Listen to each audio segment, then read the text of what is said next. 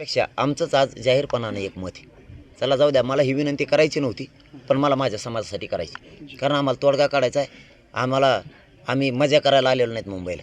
माझा लोक इथं गाऱ्यात थंडीत कुडकुडतात.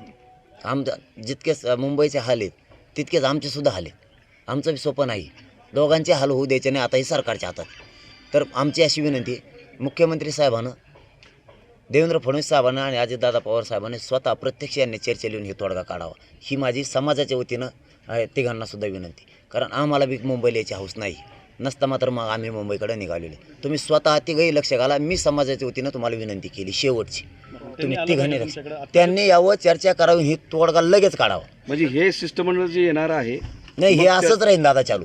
हे शिष्टमंडळ आलं, ते जुनं आलं, नवं गेलं, दुसरे बिचारे विनाकारण मार्ग काढतात. आम्ही त्यांना दोष नाही देणार. पण शिष्टमंडळाकडून काही तोडगा निघत नाही. तिघं बिया ना आता कवर माघार. आता तिघं तुम्ही या, एकत्र या, नाही तर तिघात मिळून एखादा या, पण तुम्ही तिघं आता याच्यात लक्ष घाला, ही समाजाच्या वतीनं तुम्हाला विनंती. नाही शिष्टमंडळाकडून आतापर्यंत मनोज जरांगे पाटलांनी शिष्टमंडळाची चर्चा जी आहे ती व्यासपीठावरती घेतली, मग आज बंद दाराआड का चर्चा केली? बंदार आड काय इतक्या मापमध्ये पुढे चर्चा करतील? आता या बाजूला एक आहे की शिष्टमंडळ येणार आहे, दुसऱ्या बाजूला तुम्हाला आझाद मैदानावरती परवानगी दिलेली नाही. आझाद मैदान पोलिसांनी तुम्हाला एक नोटीस सुद्धा आणून दिलेली आहे. ते म्हणतात की तुम्ही दुसऱ्या मैदानावरती तुमचं आंदोलन करा, आझाद मैदानावरती येऊ नका. त्याऐवजी नवी मुंबईतलं मैदान सुचवलंय, म्हणजे मुंबईत येऊ नये अशा प्रकारचा त्यांचा प्रयत्न आहे असं म्हणावं. नाही, आझाद मैदानावर व्यासपीठ उभं राहिले. तिथल्या कमिशनरनं, ते साहेब कोण आहेत, कमिशनर साहेब, त्यांनी दिले मला. आताच तिथल्या सगळ्या आमच्या बांधवांचा कॉन्टॅक्ट झाला आहे. तिथं आम्ही अमरून उपोषण करतोय म्हणून. त्याबाबत ते आमचा अर्ज, आमचासुद्धा तिकडून आलेला अर्ज आहे, तिथल्यासुद्धा लोकांचा अर्ज आहे. असं काहीच नाही. आणि तुमचं आज भूमिका तुमची वेगळी दिसतीये. तुम्ही शिष्टमंडळाला बंद दाराआड तुम्हाला कशावर वाटतंय? नाही, अरे बाबा, मी जेवण केलं नव्हतं तिथं. काय बंदारण फेरदार माझ्या समाजाला माहिती आहे. बंदार नाही काय वार्ता पसरू नका, काय वार्ता पसरू नका. तिथं सभा घेतली, तिथं माझ्या समाजाला काही प्रॉब्लेम नाही. तुम्हाला काय प्रॉब्लेम आहे? आम्हाला काही प्रॉब्लेम नाही इथं. प्रॉब्लेम नाही शिष्टमंडळाला. अरे शिष्टमंडळ नाही येते, अधिकारी येते एक दादा, ते एक अधिकारी येतं, ते फक्त माहिती द्यायला आलेत. हे बघा, हे माहिती द्यायला आले ते. अरे पण माझ्या समाजाला अडचण नाही, त्याने का पैसे दिले का मला आणून काही? अरे मग काय तुम्हाला काय नाही, समाजाला म्हणलं पाहिजे अडचण नाही केलं, असं नाही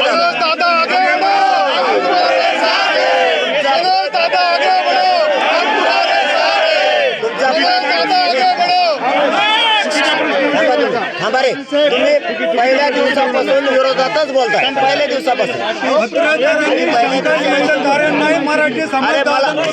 अरे प्रश्न नाही येतो. एक मिनिट मी बोलतो, एक मिनिट प्लीज, एक मिनिट थांबा. सगळे शांत बस. ते तुमचे 2 दिवसापासून आला, त्याच्यापासून तुमची तीच खतखत आहे. तुमचे प्रश्नच वेगळेच आल्यापासून. अरे माझ्या समाजाला नाही अडचण, मला जेवायचं राहील. एकच मिनिट. अरे ऐका हो, तुम्ही हा बघ, तुम्ही खरे आधारस्तंभ आम्ही आमचे जनतेचे. ऐका प्लीज, एकच सरा, तुम्ही खरे आधारस्तंभ आमचे ऐका. आतापर्यंत तुम्ही लई साथ दिली मीडियाच्या बांधवांनी. मी जेवण केलं नव्हतं तर मला टाइम वाचवायचा होता. म्हणलं चला बोला इथंच, जेवता जेवता बोला.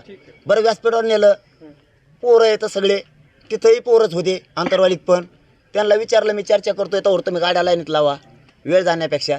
आणि ते बी भेटेत, ते म्हणते बाबा लोकात मग आम्ही नाही येत. त्यांचे प्रॉब्लेम आहेत. मग मला जातीचा मार्ग काढायचा आहे, मी तरी वागू तरी कसं?